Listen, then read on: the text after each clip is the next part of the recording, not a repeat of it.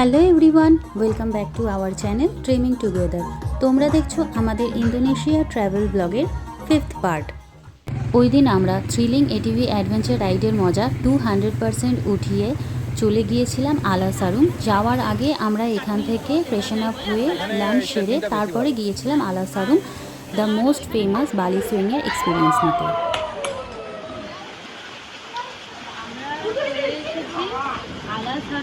Rice টেরেসে এখনো বৃষ্টি পড়তো। আমরা একটা পুরো প্লাস্টিকের মতো পাতলা রেনকোট কিনেছি দুটো, তো দুজনে পরে এসছি এখানে একদম পাতলা।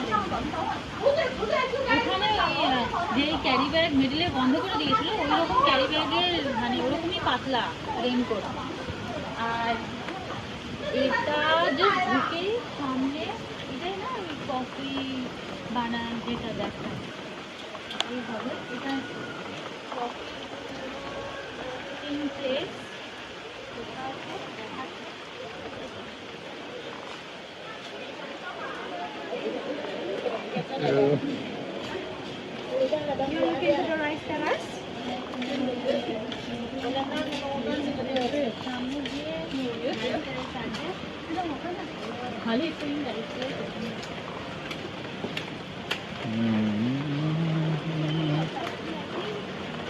সারাদিন বৃষ্টি হবে।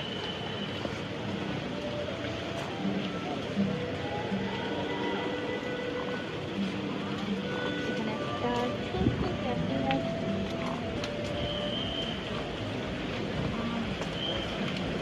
খুব সুন্দর, খালি বৃষ্টি হয়ে একটু প্রবলেম হয়ে গেছে, ঠান্ডা লাগছে। চলো তারপর আগে বালি সুইমিং দিয়ে দেখো। আমি ইয়েলো কালার চুজ করেছি আর আমার নাম্বার হচ্ছে 73। আমি এই লংটেল ড্রেস নিয়েছি আর যেটা লংগেস্ট বালি সুইং আছে এটাই আমি নিয়েছি। এটাই বেশি ভালো লাগলো, একটু স্কেয়ারি আছে বাট আমার এটাই বেশি পছন্দ হয়েছে।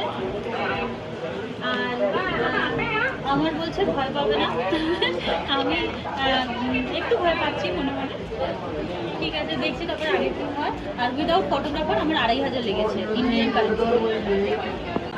অন্যদেরটা দেখছিলাম আর মনে মনে সত্যি কথা বলতে একটু ভয় পাচ্ছিলাম। আর just half an hour wait করার পর চলে আসলো আমার নাম্বার অ্যান্ড দ্য সুইং ওয়াজ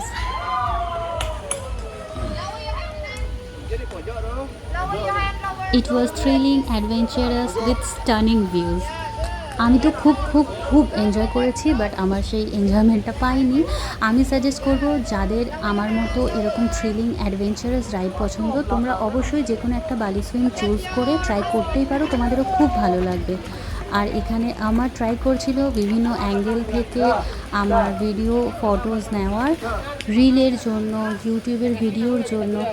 তবে এখানে আমি একটা কথা বলবো, যেটা আমাকে আমার বললো যে একদম সোজা যে অ্যাঙ্গেলটা আছে না, এই অ্যাঙ্গেলে তোমাকে দাঁড়াতে দেবে না। মানে যে ভিডিও করবে বা ফটো তুলবে সেখানে ওরা দাঁড়াতে দিতে চায় না, বিকজ এখানে ওদের ফটোগ্রাফার থাকে। ওরাও ট্রাই করে যাতে ওদের ফটোগ্রাফার তোমরা হায়ার করো, তো সেই জন্য তোমাকে বলা হবে যে ফটো তুলবে, তো তাকে বলা হবে সাইড হয় right side or left side থেকে ফটো ভিডিও নিতে। বলবে যে মিডিলে দাঁড়ালে লেগে যাবে, এরকম ওরা বলে। আমাদের এটা মনে হলো যে এই জন্য ওরা মিডিলে দাঁড়াতে দেয় না, কারণ ওদের যখন ফটোগ্রাফার হায়ার করো ওরা কিন্তু পুরো মিডিলেই দাঁড়িয়ে ফটোশ্যুটটা করে। বালি সুইংয়ের পরে আমাদের নজরে পড়ে এই সুন্দর ফটো স্পটটা। এটা একটা বার্ডস নেস্টের আকারে ছিল, বাট বৃষ্টির জন্য এখানে পৌঁছানোর রাস্তাটা স্লিপারি হয়ে খুবই রিস্কি হয়ে গিয়েছিল। আমরা দুজনে জুতো ছাড়া একে অপরের হাত ধরে, আর আমি অন্য হাতে এই ড্রেসের টেইলটা ধরে খুবই সাবধানে ওখানে পৌঁছিয়েছিলাম। আর আমাদের ফোনটা একজনকে দিয়ে দিয়েছিলাম ভিডিও তোলার জন্য। আমরা ভেবেছিলাম বারবারও ফটো তুলবে, তার থেকে বেটার হয় ভিডিও তুলুক, আমরা স্ক্রিনশট নিয়ে ওখান থেকে ফটোস বার করে নেব। And here are some photos.